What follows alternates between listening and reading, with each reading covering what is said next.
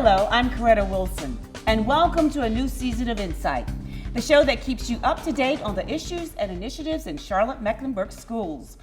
We keep you informed by bringing you direct answers from the superintendent, and we start the new season with a new superintendent who is ready and willing to continue this tradition. We welcome Superintendent Earnest Winston to the show. Mr. Winston, Ernest, congratulations. Good to see you. Thank you so much. Good to see you. Thank you for having me. First show. This was, of course, the first day of school not all that long ago. First day for teachers, for students, and first day for you in a brand new role, looking at the opening door through a brand new lens as superintendent. Tell us what you saw, what you observed, and what you remember. Absolutely. So I saw teaching and learning taking place from day one. From the moment I walked onto the campuses, I saw students who were excited, they were ready to learn. I saw adults, teachers, support staff who were there to support them and welcome and greet them, to make them feel expected. I saw parents dropping students off, taking supplies into the classrooms, meeting teachers, and overall we had a very smooth opening of schools, and it was very exciting. Our custodians, our maintenance workers did a tremendous job to make sure that the halls were clean, the floors were immaculate, and we just really had a really overall good opening of schools. There's a lot of bustling going on that first day. Anything impress you the most that you saw? So I did start my morning at the bus lot, greeting and meeting with our drivers. And so the level of detail and the care in which they put into making sure that their buses are ready to go. I saw drivers outside inspecting the buses, and that really made me feel good because, you know, drivers are the first people from the district that students see. And so it's important that drivers are expecting our students and that they greet them with a smile and make them feel welcome. So I was really excited to be able to spend some quality time with our drivers. You were up early. Those bus drivers are some of the first people our students see in the morning, and of course some of the last people they see on their way home. Something else we want to talk about, of course, test scores. How would you describe the results of CMS end of grade tests? We are, of course, still in the first quarter or so of school.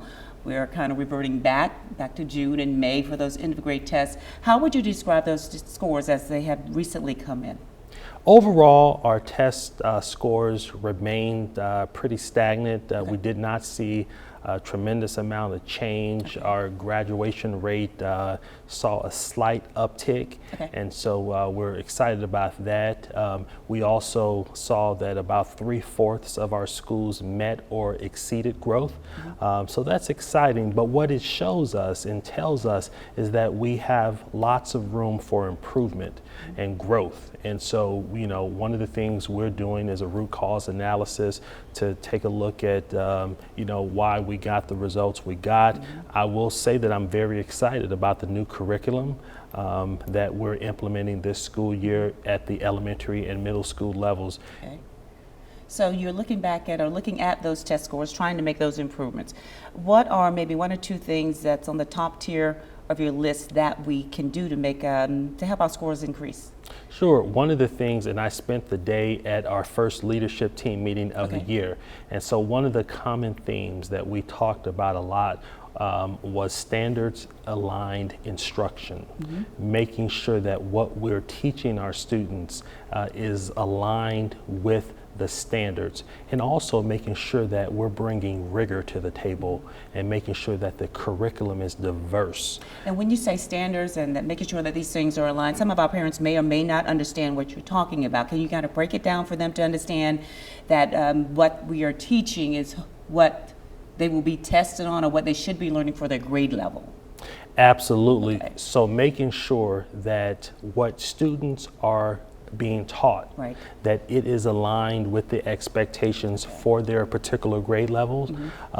Before we had a curriculum in place, you know, we didn't have as much cohesiveness around that particular topic, and so you know, we're excited to be doing that work and making sure that we provide all of our teachers with the resources that they need to be successful in terms of moving student achievement. You mentioned teachers. Let's talk about them a little bit. Yes. The roles that the teachers will play inside of the classroom. We're always needing and we're always wanting, and of course CMS does have quality teachers. How important is it to have a qualified teacher in front of each student every single day? It's extremely important. I think the relationship between a teacher and a student is the most important relationship in the school. And we have to make sure that teachers have the support, have the tools, have the resources that they need. And we need to make sure that every teacher, because we have high expectations of our students, and the same exist for our teachers. We need to make sure that they have the skill sets and also the acumen to make sure that they're teaching every child well. It's not enough to teach some or a few, but we need to make sure that teachers can effectively teach all children well. And I believe that I have confidence in our teachers and our educators. They do a tremendous job, and I am excited to work alongside them as a former classroom teacher myself. You mentioned that, and that moves us into our next topic of equity. The school board has recently created an equity committee to help steer CMS in the right direction. Give us your own personal definition of equity as we talk about this committee being formed and how the public can get involved. So thank you for asking that question, because I think there are some misperceptions when it comes to equity. We hear it so often and it's defined in different ways, so we want to hear what you think, your definition of what equity is for our students and our teachers. My definition of equity is ensuring that every child who walks through our door, that we're giving him or her everything that they need to be successful in the classroom. So what equity is not is making sure that all kids get the same exact amount, because we know that some students come to us with different challenges, and so it's our job to make sure they get what they need so that they can be successful. Equity is also, to me, creating equal access to opportunity for every child. The committee is beginning, I believe, to be formed. Who can be a part of this committee? What will it look like? We are really inviting, and really the Board of Education is taking the steps to invite everyone who really wants to be involved to be a part of the committee. So that includes parents, that includes members of our faith community, different organizations. We really want students can be involved in the equity work, because this work touches every aspect of our community, and really we wanted to make sure we have as much diversity, but not just diversity, but a diversity of thought as well, geographic diversity. And so that's important to us as we form this important committee. And of course we know that it's needed, so we'll hear more about that committee in the months to come, for sure. Yes. Okay. When we come back, meet the 2019 CMS Teacher of the Year and see how her path to the classroom is a lifelong passion.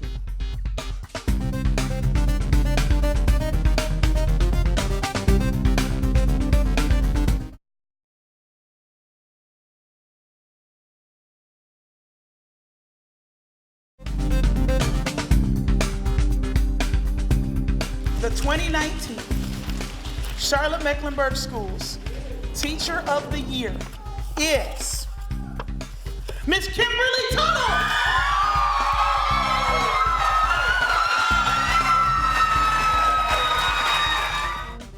Welcome back. CMS has over 9,000 teachers in classrooms across Mecklenburg County, with the goal to make sure students have access to a quality education. And each year, one of those educators is selected as CMS Teacher of the Year.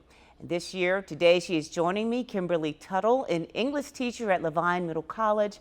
Welcome to the show. Well, thank you. And congratulations to you. Thank you. Congratulations. I hear you've been teaching for about 21 years. 21 wonderful years. Please Marvelous. Tell us about your education journey. What's it been like for 21 years in the classroom working with students?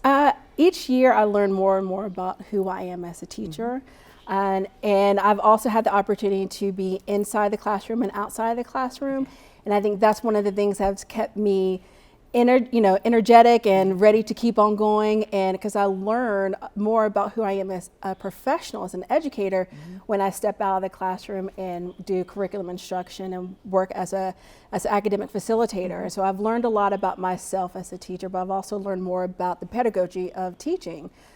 So the 21 years has gone by pretty fast, and so it was kind of a shocker that I actually saw, oh wow, I met that 20-year mark, and so I'm thankful and I'm blessed that I've made to that 21-year mark, because it seems like I just started yesterday. It feels like I just stepped in the classroom in 1998. Every day's a new day. Every day is a new day. Every year is a new year. I still get butterflies when it's back to school, and when I start to see the back to school ads coming out. I get the same nervous feeling like I did when I started August 1998 at West Charlotte High School. Now you're teaching AP Language and Composition level classes. What has that experience been like, and what is it like being at Levine? I absolutely love Levine. It was the best decision for me to go to that school. My students are all geared towards their academic career, and they know exactly what it is, or they have an idea what it is they would like to do with their life. They come in saying, well, I want to be an engineer, I want to go into culinary arts, I want to do cosmetology. And being on the CPCC campus, my students have the opportunity to take the high school classes as well as the college classes, and use those courses as elective class for high school, but as well for their associate's degree at Central Piedmont. What type of impact does a Teacher of the Year have on students? My students they love this this opportunity for me just as much as I have loved it. They're happy for you. They are extremely happy, and I've had students that I've had 20 years ago come back and say, you know what, Miss Tuttle, it's about time.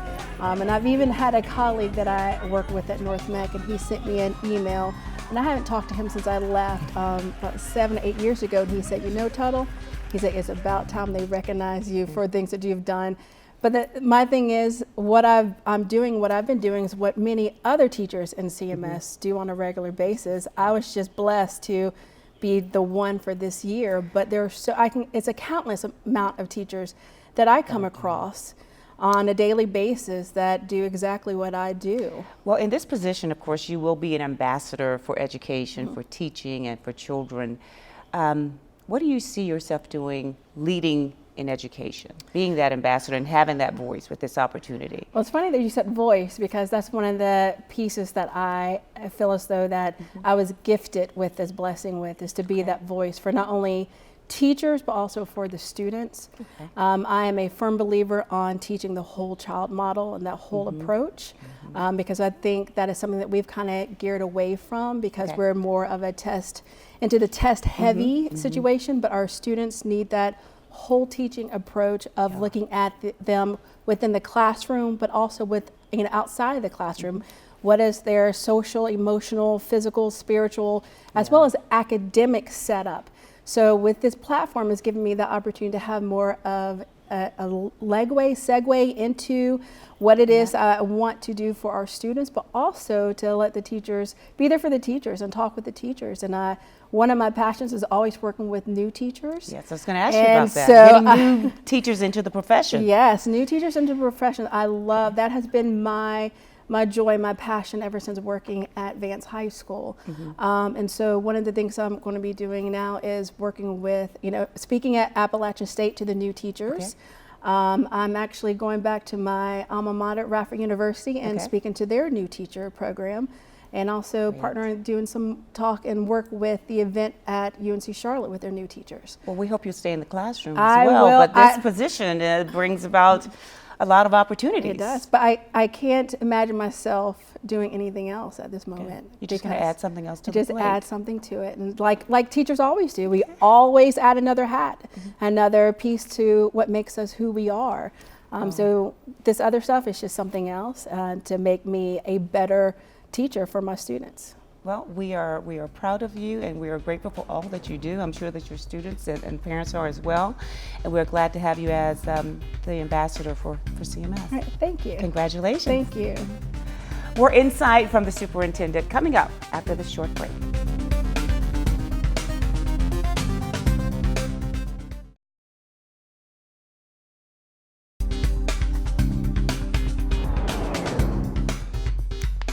Welcome back to Insight.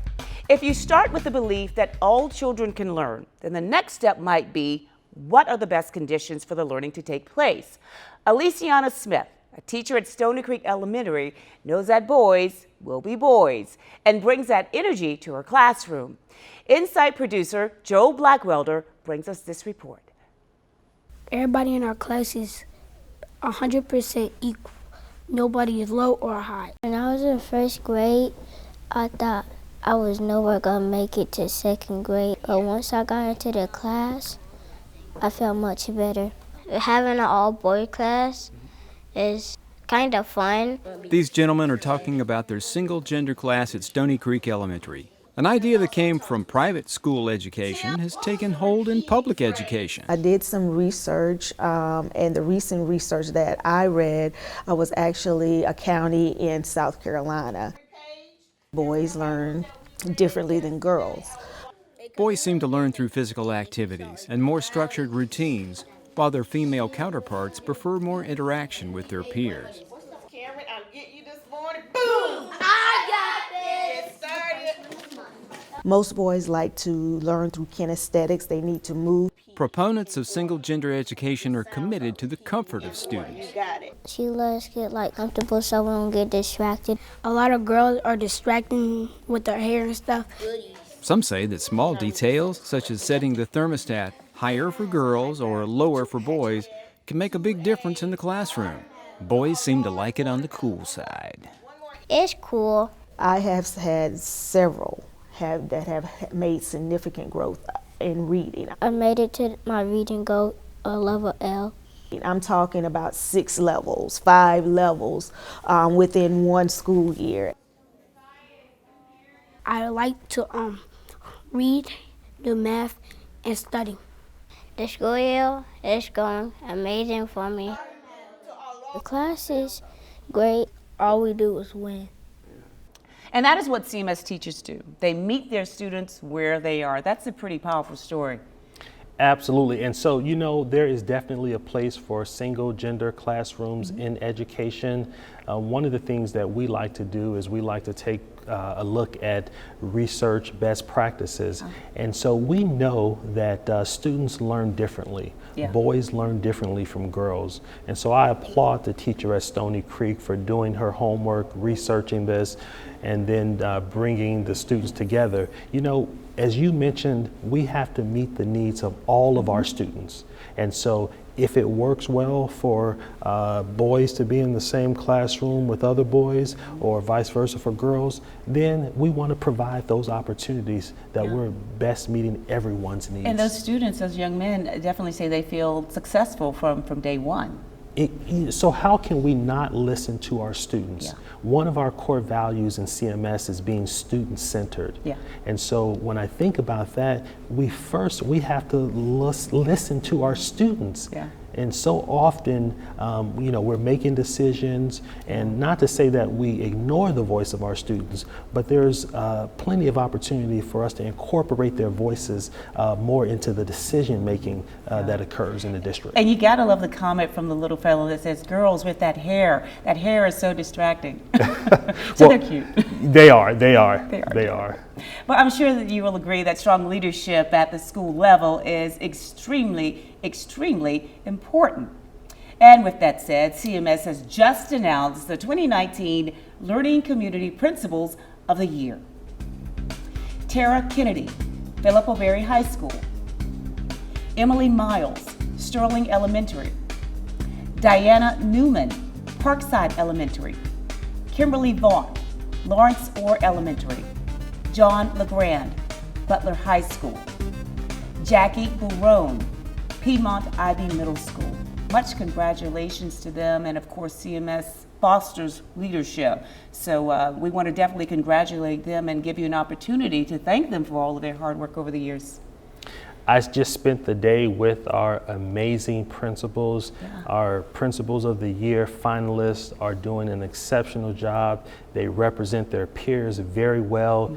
And you know, our principals are to be applauded. There are so many things that principals do that are seen and unseen. And you know, I believe if we peel back the layers, we would just be absolutely amazed at the role that they play with their families, with their staffs, and with their students. So I have the utmost respect of all of our principals. Our hats definitely go off to them. I want to give you the last word here on your message as the brand new superintendent of the greatest school district in the nation. Your message to students, your message to our parents, as well as the community. My message to students is to always work hard and to do your best. There's no substitute for hard work. I tell my own children that I do not expect you to be perfect, but what I do expect, and I expect this of all of our 148,000 plus students, is that you bring your best self to school every day. For our parents, I want our parents to be engaged. Now, there are varying levels of engagement due to outside commitments, due to work obligations that parents can have. But certainly I want parents to be as engaged as they can be. We need that in order to make sure that we're doing all that we can to provide the supports for all of our students. And the community? And for the community, we want you engaged in our schools. We want to partner with you. Certainly we have so many great partners. There are so many other potential partners out there who may want to help. You can certainly go onto our website and look at the opportunities that exist, or you can call the Community Partnerships and Volunteers Department. But we need you engaged in our schools.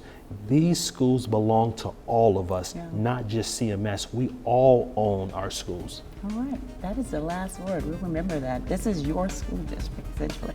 Yes. And thanks so much for joining us for this episode of the new season of Insight and our first episode with our new superintendent.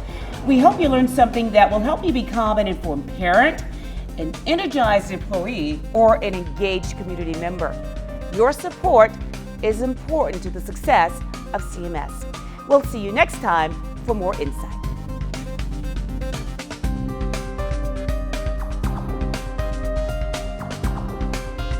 Ladies and gentlemen, Superintendent of Charlotte-Mecklenburg.